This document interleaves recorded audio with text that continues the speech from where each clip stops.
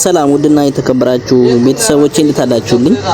በያላችሁበት በዓለም ዙሪያ ሰላማችሁ ይብዛት ይበልኝ እያልኩኝ ብዙዎቻችን የዚህ ትውልድ አካልም ነንና ስለ ሀገራችን ኢትዮጵያ የማናውቀው ብዙ ነገርም እንዳለን በሌሎች ዘንድ ግን ስለሚታወቀው ፈጠራችንና አስገራሚ ምርምሮቻችን ልንነግራችሁ ወደድን።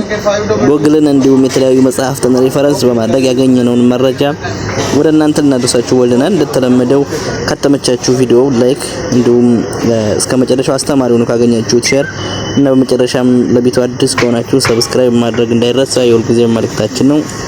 በቀጥታ ወደ ቪዲዮ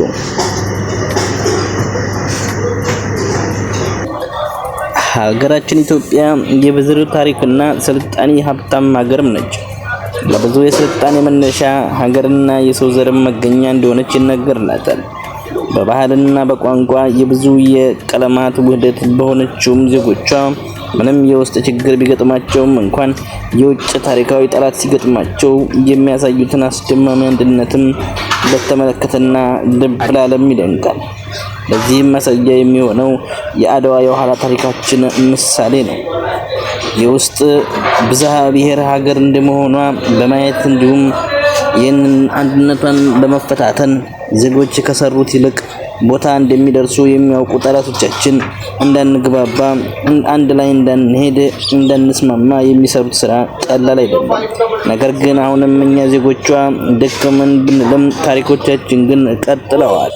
አንዳንዶች ኢትዮጵያ ሀያል ሀገር ነች ስንላችሁ ምን ሰርታ በምንስ ታውቃ ምን አላችሁና ይሉናል። ለዚህም ይመስላል አብነት አጎናፍር አያውቁንም ለካስ አያውቁንም እያለ የሚያዘምራት።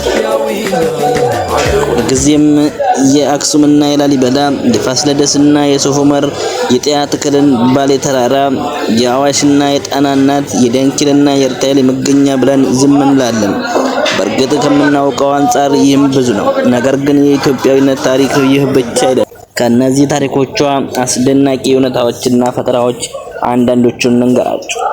ከቀደምት ኢትዮጵያውያን በታሪክ ኢትዮጵያ ሀገራችን አንጋፋ ነጻ ሀገር በመሆኗ የሰው ልጅ ዘር ሉሲ መገኛ እንዲሁም ልዩ ልዩ ቅራቢያተ ክርስቲያናት፣ በዓለም ታዋቂ የሆነ ቡና፣ የሀገረኛ ብቸኛ ሀብቷ እንጀራ፣ የዳንኪል እንዲሁም የሰሜን ተራሮች አስደናቂና ተፈጥሮናት፣ የራሷ ፊደልና ካላንደር መኖሯ ደግሞ በጣም ልዩ ያደርጋታል። የጥንት የአክሱም መንግስት ግዙፍ የወርቅ ሳንቲምና የብር የነሐስ ሳንቲሞችን በማምረት የሚታወቅም ኃይል ነው። በአስትሮኖሚ የጥንት ኢትዮጵያውያን የከዋክብት ሳይንስ እንዲሁም ቆጠራን በተመለከተ የፈጠሩት ለፕላኔቶችን ስም የሰጧቸው በዘፈቀድና ያለ ምክንያት ሳይሆን ለሁሉም ምሳሌ በማድረግ ነበር። በዚህም የመጀመሪያዎቹ ናቸው። እናም በአሁኑ ሰዓት ግብጾች የሚጠቀሙት ይህ ሳይንሳቸው ከኢትዮጵያም እየተወሰደ ነው።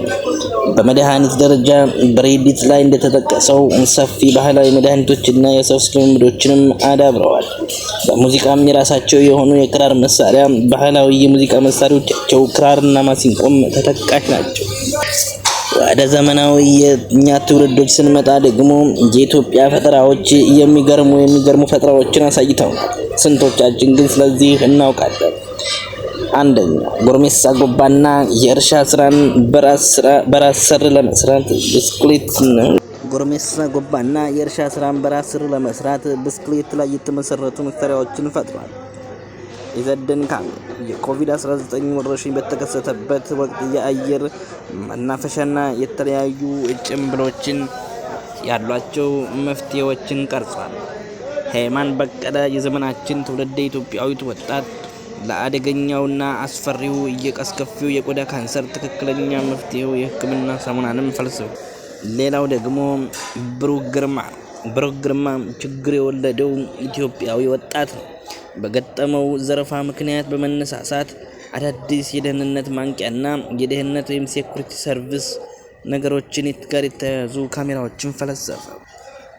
ፕሮፌሰር ገቢሳ እጀታ ድርቅና ተባዮችን የሚቋቋም ድቅል የማሽላ ዝርያን በሰዓታቸው ድንቅ በሆነ ለኢትዮጵያውያን የምግብ ዋስትናን ማቅረብ የሚችል ይህን ዝርያ ፈጥረዋል። ዶክተር ምትኩ በላቸው የጨጓራ ቀዶ ጥገና ዘዴን ፈልስፈውልናል።